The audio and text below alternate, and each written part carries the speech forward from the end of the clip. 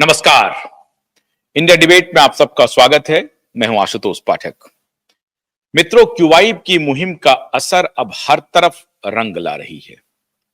दिशा सुशांत के मामले में जो हम कर रहे हैं, अदालत में उसकी कार्रवाई हो रही है। कल 5 फरवरी थी, उसकी रिपोर्ट हमने आपको दिखाई कल रात को, और आज आपने देखा नीलेश ओझा के साथ हमारी बातचीत को, वो आप सभी देख रहे हैं। अभी एक और खबर आपके लिए बेहद महत्वपूर्ण है, जो दूसरा हमारा सबसे बड़ा अभियान चल रहा था। और आज मैं खास तौर से जानबूझ करके जो सहारा के निवेशक हैं उनके साथ मैं बातचीत नहीं कर रहा हूं, लाइव नहीं कर रहा हूं। उनको मैं सूचना देने के लिए आज आया हूं, और उन तक सूचना पहुंची भी होगी कुछ और बात बताने के लिए। क्यूवाइब का असर अब धीरे धीरे नहीं बल्कि पूरी तरह से क्यूवाइब की मुहिम का असर अब दिख रहा है।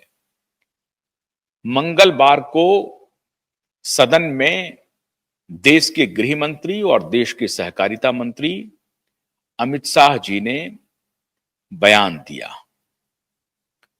अमित शाह जी ने कहा कि पोर्टल के माध्यम से, सीआरसीएस के माध्यम से अभी तक 2000 करोड़ से अधिक का भुगतान हो चुका है।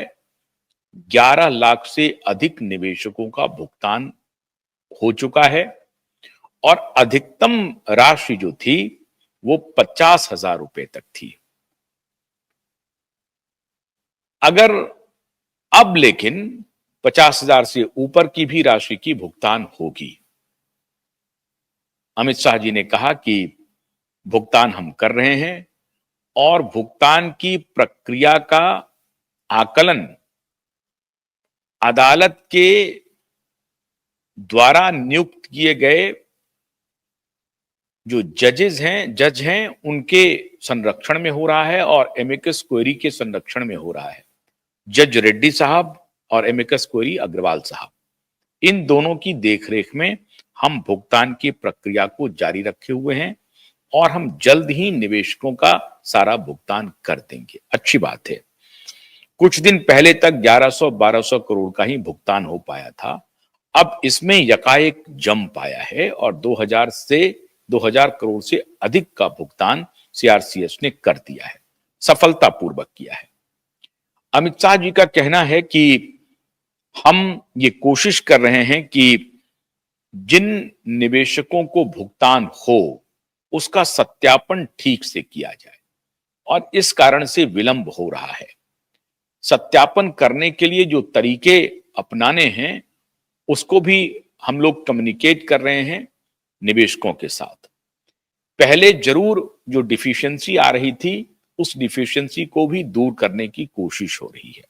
आपको याद होगा कि एक तरफ सदन में अमित शाह जी ने यह बयान दिया, और कुछ दिन पहले सहारा प्रबंधन की तरफ से एक पत्र, वो किसी श्रीवास्तव जी महोदय का था, जो डीके श्रीवास्तव तो नहीं थे, शायद बीके श्रीवास्तव का एक पत्र वायरल हो रहा था, जिस पत्र में वो कह रहे हैं कि जो लोग डिफिशियंसी दूर करने के बदले में निवेशकों से पैसा मांग रहे हैं वो गलत काम कर रहे हैं, और उनके खिलाफ कंपनी कार्रवाई करेगी। लेकिन सवाल है कि कंपनी कार्रवाई क्यों करेगी? कंपनी को तो इससे लाभ हो रहा है। यही सारे लोगों का, सभी लोगों की मांग यही थी कि कंपनी को चूंकि लाभ हो रहा है, प्रत्येक दिन सैकड़ों करोड़ रुपए इकट्ठे हो रहे हैं देश भर के सहारा के कार्यालयों से, और कोई भी कार्यालय ऐसा नहीं है जिसमें कि 100 रुपए, 200 रुपए से लेकर के 5-5 हजार, 10-10 हजार रुपए तक लिए जा रहे हैं एक एक कस्टमर से, क्योंकि उनके जितने अकाउंट हैं, सारे अकाउंट की डिफिशियंसी दुरुस्त करने के लिए हर अकाउंट पर उनसे पैसे लिए जा रहे हैं। इस प्रकार से सैकड़ों करोड़ की उगाही हो गई, और ये सैकड़ों करोड़ की उगाही गई कहां? ये सैकड़ों करोड़ की उगाही गई सहारा प्रबंधन के पास, और जो सहारा के जो काम करने वाले एम्प्लॉय हैं उनके पास। अब सच्चाई क्या है? क्या प्रबंधन को उससे पैसा मिला, या जो काम कर रहे थे ब्रांचों में उनके एम्प्लॉय, उनको पैसा मिला।